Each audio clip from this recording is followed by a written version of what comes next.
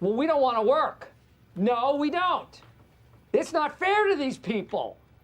These people are my friends and I care about them. It's free real estate. I think you guys have medals, gold medals. Now you might be wondering, what do those clips have to do with anything? Why are they even linked? Well, I'm Anir Chamarthi, this is the Markham Classics History Podcast, and I'm here to tell you why. Because the school year is ending, I thought, why not take a trip around the world, outside of our history syllabus? And so today I will be talking about one of the very first maybe the first great empire of antiquity, which is the Achaemenids, the Achaemenid Empire. So the Achaemenid Empire started with Cyrus, who was born around 600 BC and is known as Cyrus the Great. So he was a vassal of the Median Empire, which was run by his grandfather. And so it was in western and northern Iran, and he came to the throne in 559 BC. Well, him, Cyrus, not his grandfather. But then he was unhappy with that, so he revolted in 553 BC, and he eventually triumphed over his grandfather in 550 BC. So his revolt lasted 3 years. And then he set his sights it varies, but his next major target was Lydia, which was in Asia Minor, or around Turkey as we know it today. So Lydia was Greek because Turkey, the concept of a Turkish Turkey is relatively recent. Asia Minor was Greek, and it was run by a guy named Croesus. And Lydia was important because it was one of the first, if not the first, areas where coinage was used. So it helped create a uniform currency for the Achaemenids later on. Regardless, we don't know. There are varying accounts on who started the hostilities, but in any case, Cyrus won by using inventive tactic, not quitting in the middle of a war because the seasons changed. He essentially followed the other guy home while he retreated for the fall and the winter.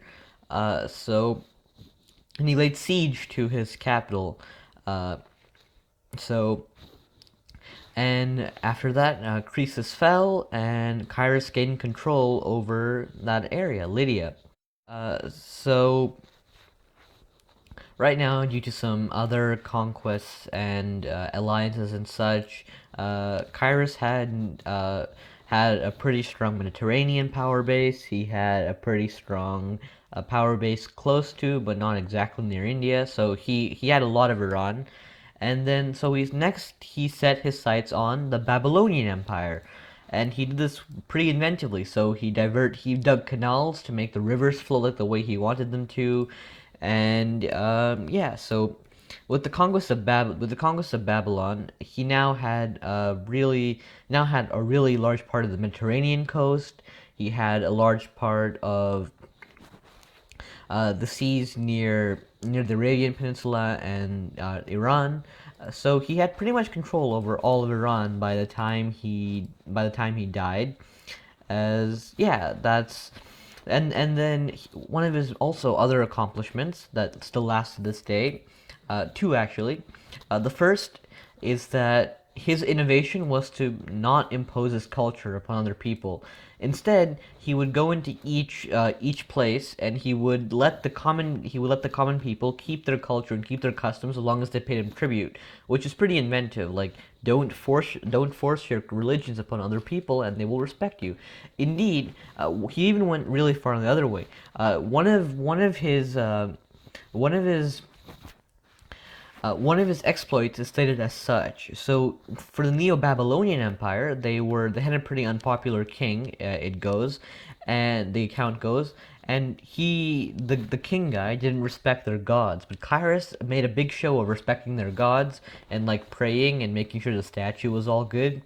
And the people let him in with open arms because he did that. And so that's emblematic of what his philosophy was. And also, his other major accomplishment is he freed the Jews from the Babylonian Empire, so the Jewish people. And I think he's one of the only people that makes him one of the only people referred to as Messiah in Jewish holy books. Indeed, he's the only person of foreign birth, of like foreign cultures and stuff, to be referred to as the Messiah, which is pretty interesting and a pretty good thing you want to be known for. Uh, so now now the Achaemenid Empire has super fertile lands, perhaps some of the most fertile in the world. It has a really strong Mediterranean power base. It has all of Iran. It is right next to the Egyptian Empire. So Cyrus died according to various accounts, but perhaps the most famous is his legendary death at the hands of Tomyris, the queen of the Scythians. Masagetai people, but even if this is legendary, all accounts agree that nearly all accounts agree that he died fighting some Central Asian people, and his son Cambyses II took power. So Cambyses, he was a pretty good conqueror. He had Egypt, Nubia, which was a little bit to the south of Egypt, and a small amount of Libya, modern day Libya, which was then known as Kyrenica, and then we see some random dude. He didn't really do much. He may have been a pretender all along.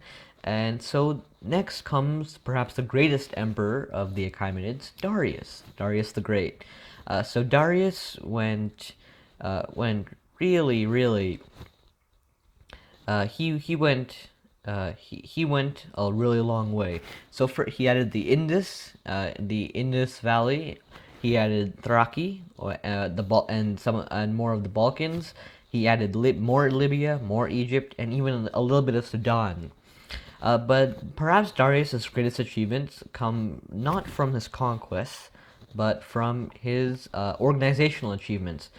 So he consolidated the empire a lot, made it a lot more stable, and he he was the guy who divided it into satrapies. So the Persian satrapy system was one of the greatest innovations in the history of human governmental organization. So he made it so that he personally wouldn't have to oversee everything himself by making provinces called satrapies with their own local officials called satraps. Very appropriately. They were kind of like the governors of these provinces, and he basically just set the tax. He sent the idiot checkers to make sure he wasn't being made an idiot by the satraps, and he went on conquering. And these guys and the idiot checkers also were kind of like spies, so they made sure that the satraps didn't rebel. The sat and then um and then furthermore, now Lydian coins came in handy. So now taxation was done through coins instead of having to weigh gold or iron every time. And of course, coins give you the opportunity to make yourself look really cool on them, and he took advantage of that. So now Darius could propagandize himself on everyday currency. Cyrus had put an irrigation system in place. Darius improved on it, and because he ruled over a lot of dry land that was perfect for irrigation, uh, he did that. Tunnels moved water, and and according to National Geographic, water bridges resembling the Roman aqueducts, which predated the aqueducts by centuries, carried water to distant villages. And also, one of the greatest achievements of even among these great achievements were roads. He built a ton of roads. He built one of them was the Royal Road, which stretched more than 1,500 miles from the Aegean Sea to Susa in western Iran, and the other roads led from Susa to Cyrus's former stronghold, which was called Pasargadae, and where there was palace, and also the Achaemenids had either invented or had one of the first postal systems, really good postal systems. Messengers would carry messages from courier station to courier station. There were 111 of these, and basically the Romans copied it, and the Greeks at Alexander just kept it in place exactly as it was.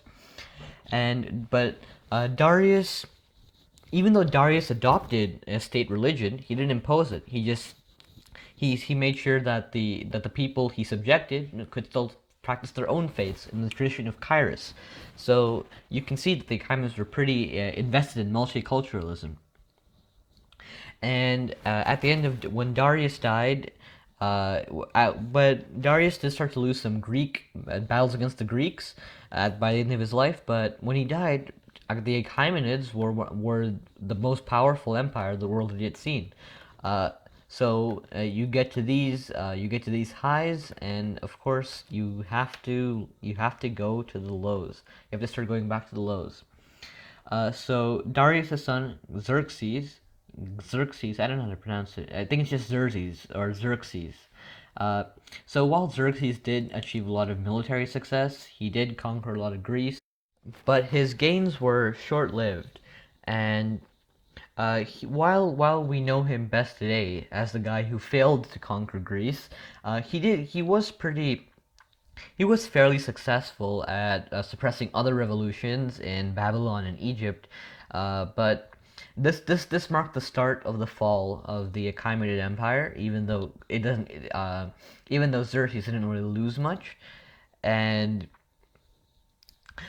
pretty much every succeeding guy wasn't really a standout in any way. Darius was pretty much pretty much the really, really good Achaemenid emperor.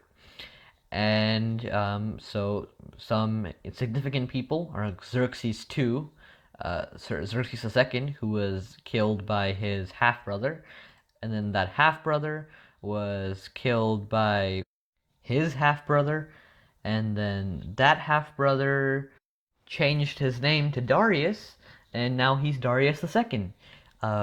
Very little is known about him. Apparently, he had a rebellion by the very first people conquered by the Achaemenids, the Medes, and apparently he liked his wife a lot. And the rest of the Achaemenid Empire was marked by revolution, unrest. The Greeks grew ever stronger, and they started having a lot more conflict with them.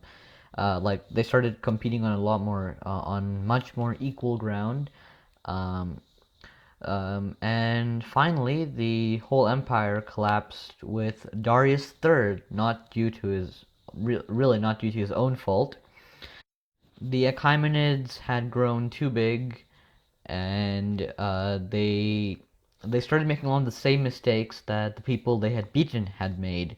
So when Alexander started his great conquest of the Achaemenids, he went into a lot of these places like Kairos had gone in before him, and Alexander was a huge Kairos fanboy, huge, and he really loved Persia, and so he decided I want it for myself, and so he took it. He was known, of course, as Alexander the Great, and that was the end of the Achaemenids as their own sovereign empire. Even though many of their ideas were carried on through the ages, even until now, uh, like just a highway, unified roadway system, postal office.